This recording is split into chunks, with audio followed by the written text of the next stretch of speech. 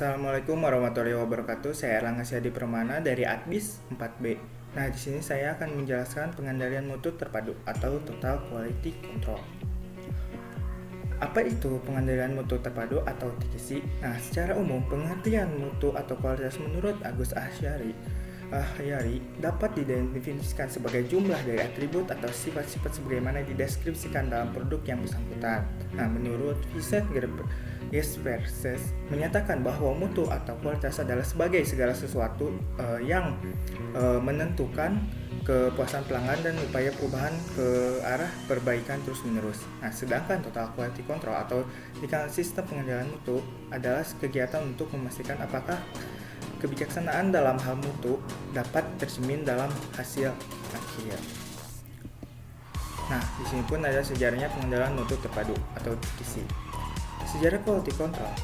Setelah Perang Dunia Kedua tahun 1939 sampai 1945, pada saat kekalahan Jepang atas Amerika tahun 1945, Jepang mengalami kekalahan perang dengan Amerika. Penyebabnya adalah Amerika negara yang besar dan mempunyai kemampuan yang lebih dibandingkan dengan Jepang. Demikian juga untuk kualitas peralatan perangnya. Nah, disinilah awalnya Jepang kemudian belajar mengenai quality control tahun 1954. Nah, Edemi, seorang ilmuwan dari Amerika, diundang untuk datang ke Jepang memberikan kuliah mengenai quality control. Nah, di sini pun ada pengendalian mutu atau quality control menurut 3 orang ahli yang berbeda. Yang pertama, Norvirhana adalah semua usaha yang menjamin agar hasil dari pelaksanaan sesuai dengan rencana yang telah ditetapkan dan memuaskan konsumen. Kedua, Rokso Haji Projo. Nah, menentukan komponen-komponen mana yang rusak dan menjaga agar bahan-bahan untuk produksi mendatang jangan sampai rusak. Dan yang terakhir, menurut Pon, membuat produk atau jasa yang tepat pada waktunya, pantas digunakan dalam lingkungan memiliki zero defect dan memuaskan konsumen. Nah, jadi menurut para ahli pengendalian kualitas ini merupakan kegiatan yang terpadu dalam perusahaan untuk menjaga dan mengarahkan mutu produk sesuai dengan yang direncanakan. Nah, di sini pun ada mentalitas dasar Total Quality Control. Nah, dasar ini terbagi menjadi 2, yaitu kerjasama dan partisipasi.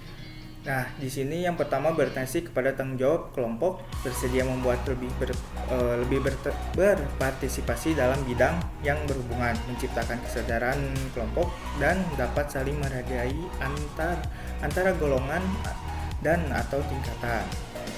Yang kedua ini berorientasi kepada mutu yang dimaksud atau kualitas. Yang pertama disesuaikan dengan permintaan.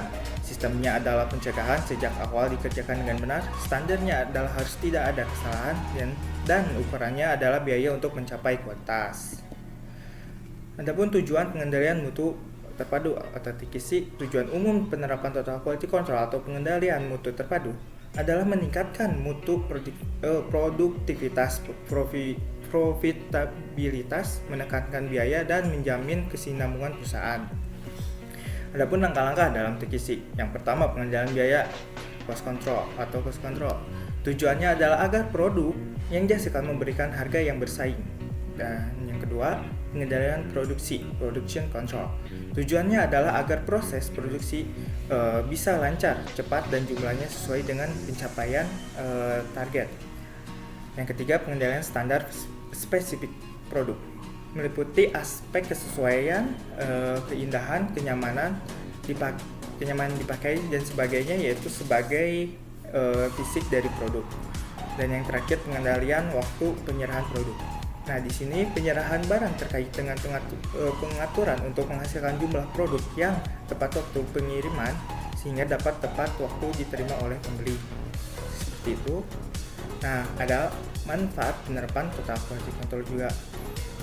Yang pertama, bagi karyawan, meningkatkan kemampuan karyawan dalam melihat, mengenali permasalahan dan mencari alternatif pemecahan.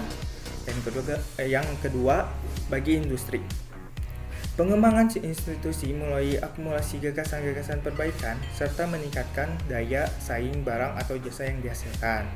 Yang terakhir, bagi konsumen atau memperoleh barang atau jasa yang bermutu baik dan konsumen akan mendapatkan kepuasan dari barang atau jasa tersebut. Nah, Nah, di sini pun ada penerapan sistem pengendalian mutu terpadu.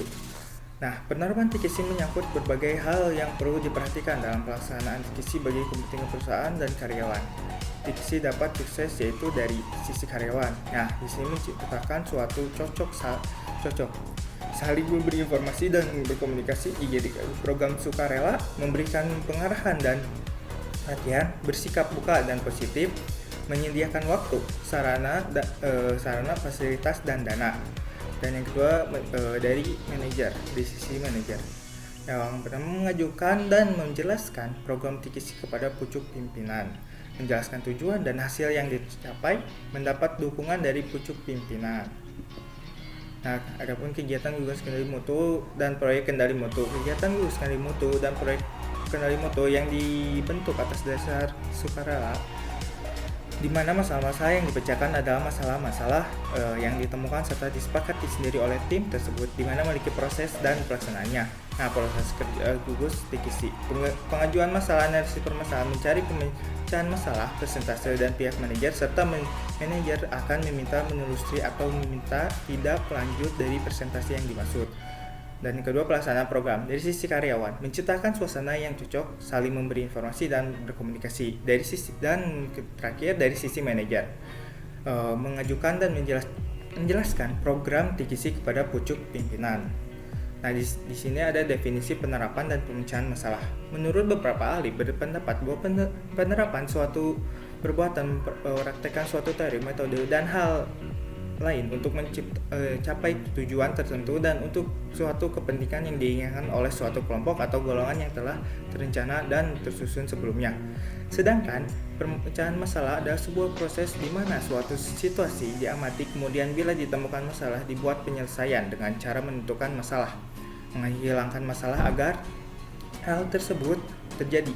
Adapun pemecahan masalah yang dilakukan oleh plan, do, check, and action.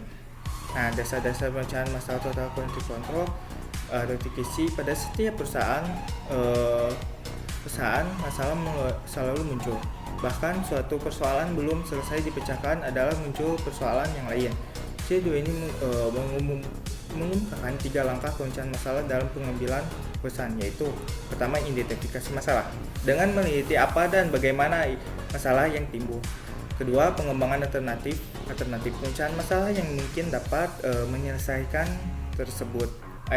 masalah tersebut. Dan yang terakhir, pemilihan alternatif dilakukan berdasarkan kriteria yang dilakukan berdasarkan kriteria yang dipergunakan.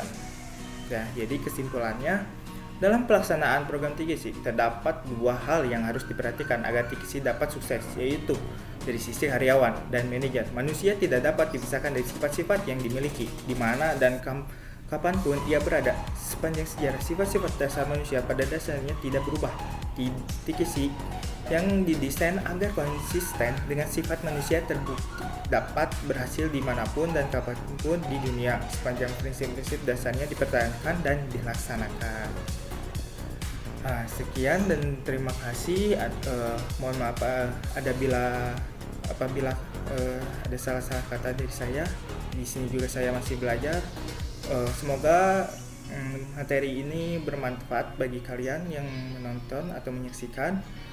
Dan apabila ingin ada yang ditanyakan, tanyakan di kolom komentar. Dan juga saya sangat berterima kasih kepada pemirsa yang sudah menonton. Sekian dari saya. Assalamualaikum warahmatullahi wabarakatuh.